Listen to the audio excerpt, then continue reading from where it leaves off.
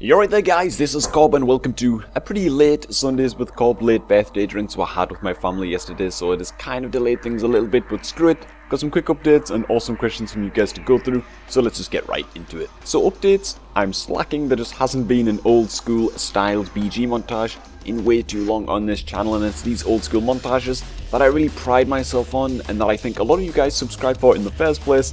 So those are going to be making a comeback for sure, literally as soon as possible. I've also been recording some duels lately to get back in the zone with those too. An issue I'm really having though is that when I'm not working on editing for Skillcapped, I like to spend my free time doing things with friends and with Sophie, and most of the time this stuff is arenas, Dota 2, or even just chilling and watching a stream with the guys. The Skillcapped job is pretty lonely work, so most of the time I don't feel in the mood to solo BGs or duels. And as a result, a significant amount of rustiness has built up, and hopefully I can hit my rhythm again soon, within a day or so, and get back to making some old school content again. Also, we're really soon going to be reaching 60k subscribers, so I'm going to do all that I can to have something juicy cooked up for that. It could be another Devastation video, but I might save that for a bit later on. We're just going to have to see. So those are my thoughts on that kind of stuff, just to keep you guys in the loop. If there's a certain kind of video that you would like to see, maybe you missed the BG montages, or maybe you'd like to see a whole new type of video coming in. If so, you can let me know down below in the comments. So anyways, very quick updates out the way. Now into some questions from you guys. Devin Perkins asked, if you had the power and wealth to achieve it, how would you bring world peace to the planet? And this is a pretty tough one. But the first major step, I think, in achieving world peace is for everyone to just calm the fuck down. And that sounds a lot easier than it apparently is, but we are all human beings, we all feel and we hate the same. It doesn't matter which religious sect you belong to, which country you were born in. If there was a way to make everyone take a step back for a moment and realize that money and so-called power should not be important to them, I think that would be the first step to peace. More often than not though, most wars are incited for just that. A crazy dictator wants more power or resources, so he goes after a neighbouring country. Then the government of that country spreads some lovely propaganda to rile up its citizens to retaliate because they don't want to lose their power or their resources. I always like to consider the people though. If you were to take the governments out of the equation and take away all of the propaganda that they spread, would people really be out to kill one another if people were to realize that basically every war ever fought in recent times has inflicted more civilian casualties than militant casualties?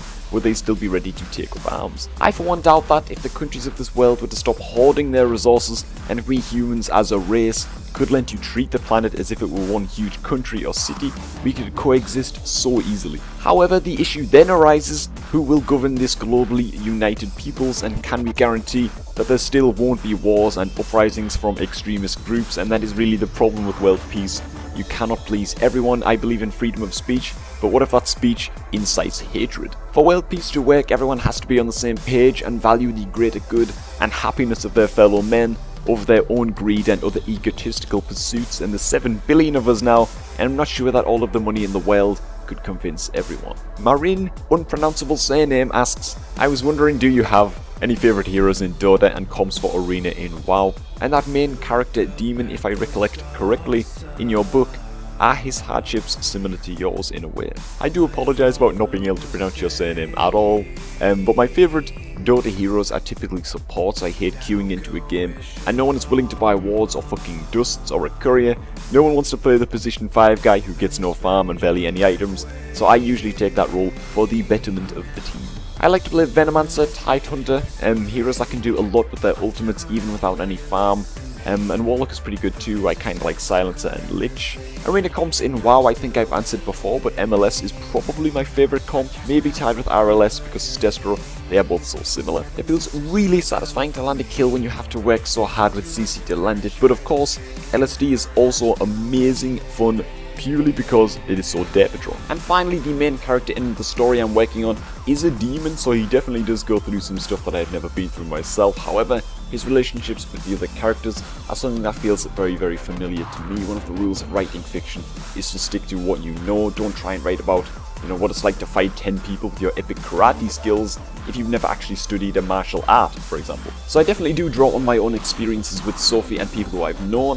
When building the relationships between characters, Asper does go through a lot of shit, and a lot of it is much more extreme than things I've gone through, but I'd say that for 90% of his story I do have some background experience. Hayden Milner asks, in regards to the drastic changes in Warlords in particular, the removal of a lot of instant cast abilities and the removal of blanket silences, And would you say that Blizzard are trying to encourage and bring back the days of hard casting and jukes like we saw in the Burning Crusade? I personally hope so. TBC and Wrath were my favourite expansions in Mr. Pandaria. A warrior can shockwave, charge, stormbolt, reflect, pummel, charge again, and even disrupt you with a shout, and it just makes juking feel slightly redundant. Losing a lot of instant casts is a big step in the right direction. I just hope that they don't forget to tone down the number of stuns and interrupts available to melees too. I love the idea of bringing back juking, but I would like to be able to get around to casting something at some point as well. Sasho Ivanov asks, now that there's nothing left to do in WoW until WoD, what will you be doing until the expansion comes? I will be queuing BGs on Cob, I guess. I'll also be leveling a Lobby Warlock only in Battlegrounds,